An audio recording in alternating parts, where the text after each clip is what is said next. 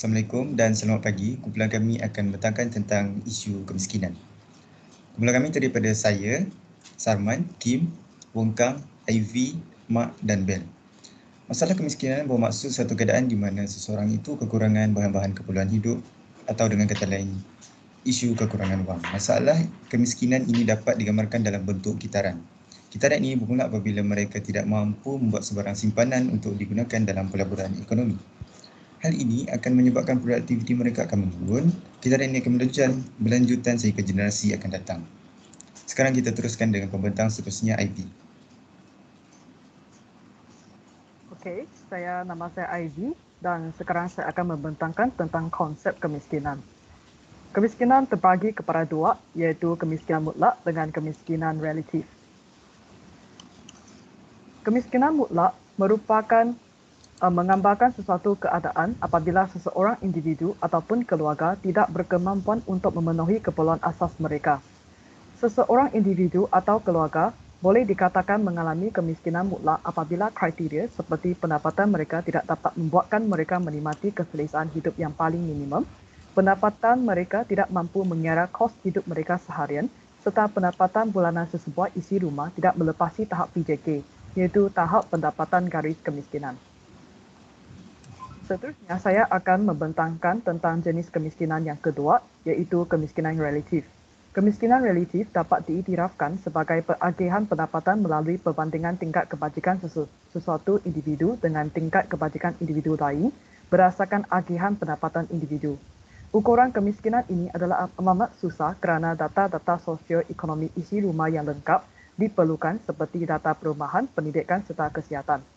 Hal ini menyebabkan kemiskinan ini dapat diukur hanya di negara yang maju.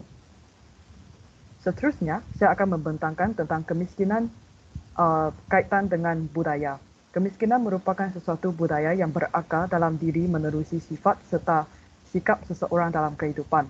Penduduk yang hidup dalam keadaan miskin tidak mudah menghilangkan budaya kemiskinan mereka kerana kesusahan dalam melunturkan kebiasaan hidup yang dialami oleh mereka bertahun-tahun lamanya. Sekian ialah konsep kemiskinan. Terima kasih Ivy. Seterusnya, apabila dibentangkan dengan frasa kemiskinan selalu muncul di kawasan luar bandar, sebanyak 70.6% responden bersetuju, manakala sebanyak 29.4% berfikir sebaliknya. Hasil kajian tersebut telah berjaya membuktikan bahawa pembangunan di kawasan luar bandar di Malaysia diberikan fokus yang berbeza berbanding pembangunan di bandar.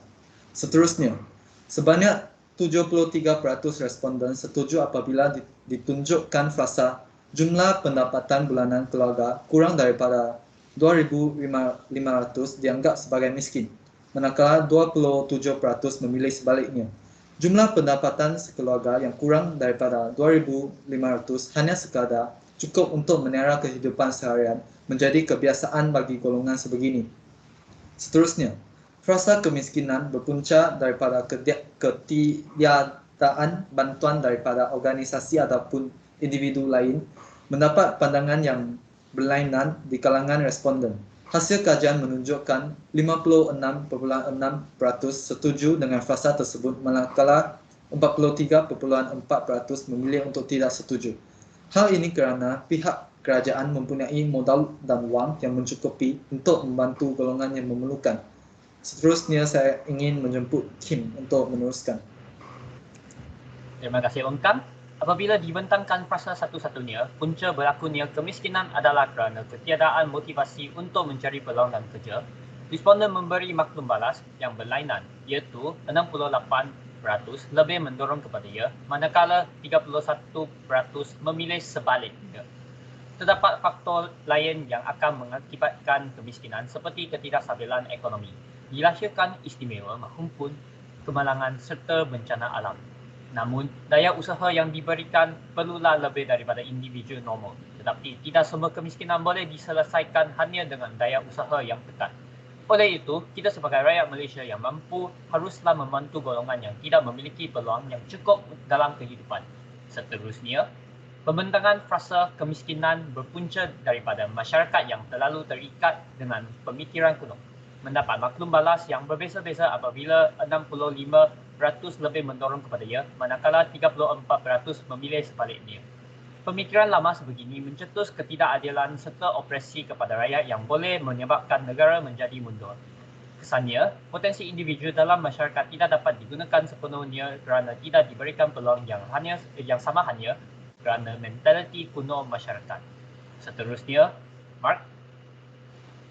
Okey, slide seterusnya. Apabila dibentangkan frasa kemiskinan adalah satu yang tidak boleh dielakkan, rakyat Malaysia yang berbilang latar belakang mempunyai pandangan yang beza-beza kerana hampir 50% daripada pilihan rakyat Malaysia adalah lebih mendorong kepada setuju, manakala yang lain-lain memilih sebaliknya. Hasil tersebut telah pun dijangkakan kerana setengah kemiskinan boleh dielakkan dan setengah kemiskinan tidak boleh dielakkan. Kemiskinan yang boleh dielakkan merujuk kepada seorang yang miskin kerana sikap tamak, cuai mahmud malas, manakala kemiskinan yang tidak boleh dielakkan merujuk kepada seorang yang miskin kerana dilahirkan istimewa, cinta maupun bencana alam. Okay, seterusnya, jika diberikan frasa kemiskinan berlaku di semua negara, tidak kira negara maju atau negara mundur pula, majoriti masyarakat Malaysia itu sebanyak 86.6% lebih menjurus kepada setuju berbanding sebanyak 13.4% yang memilih sebaliknya. Hal ini menunjukkan bahawa kebanyakan rakyat Malaysia berpuas hati ataupun telah selesa dengan keadaan hidup di Malaysia kerana gaji keluarga sebanyak 8,000 sebulan dianggap agak mencukupi di Malaysia namun dikelaskan sebagai miskin di Amerika. Terusnya, pandangan rakyat Malaysia terhadap frasa sebagai seorang anak Malaysia adalah menjadi tanggungjawab kita untuk membantu membasmi kemiskinan dalam negara tercinta kita pula. Sebahagian besar iaitu 87% daripada rakyat Malaysia setuju dengan frasa tersebut, manakala 13% memilih tidak setuju. Hal ini menunjukkan bahawa rakyat Malaysia mempunyai keinginan untuk membantu golongan yang susah. Sifat simpati amatlah penting apabila kita mencapai kemewahan kerana ketiadaan moral boleh menyebabkan kemusahan tamadun. Okey, pembentang seterusnya. Terima kasih, Mark. Frasa ke-9, individu yang hanya mempunyai wang sara hidup seharian yang cukup tidak harus dilabelkan sebagai golongan yang miskin. Untuk ini, sebanyak 64% berpendapat lebih kepada ya, manakala 35% responden menjerumus kepada tidak.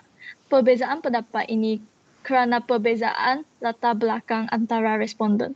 Sesetengah individu gembira hidup sekadar hidup makan, kerja dan meluangkan masa dengan keluarga, manakala sesetengah individu gembira apabila dapat memiliki barangan yang mewah. Seterusnya, frasa ke-10.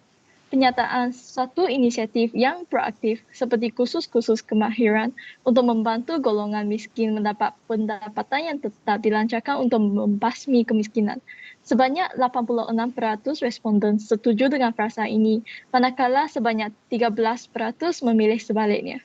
Rakyat Malaysia sedar punca utama kemiskinan adalah kerana golongan susah kurang mendapat pekerjaan yang menjana pendapatan yang tetap, kerana kekurangan kemahiran atau pendidikan yang cukup untuk melakukan sesuatu yang diingini. Kementerian Pembangunan Luar Bandar memberi bantuan projek ekonomi sebanyak 10,000 seorang serta 1,500 untuk kursus kemahiran. Jadi apabila mereka berjaya dalam bidangnya, mereka mampulah meningkatkan taraf hidupnya. Seterusnya, Syarman. Kesimpulannya, sebagai rakyat Malaysia yang prihatin, kita mestilah mendalami isu kemiskinan agar dapat membasminya dengan lebih efektif. Pelbagai cadangan yang telah dikemukakan dalam membasmi masalah kemiskinan antaranya ialah menghulurkan bantuan seperti makanan, wang dan keperluan asas yang lain. Di samping itu ialah meningkatkan peluang pekerjaan agar dapat mengurangkan kadar pengangguran di Malaysia. Selain itu ialah meningkatkan kesedaran rakyat tentang isu kemiskinan yang berlaku di Malaysia. Dengan ini, mereka terdorong untuk membantu golongan yang menjadi mangsa kemiskinan. Dan yang terakhir ialah melibatkan diri dalam pelbagai program sukarelawan yang berkaitan penyelesaian masalah kemiskinan supaya isu ini dapat diselesaikan. Sekian saya daripada kumpulan kami. Terima kasih.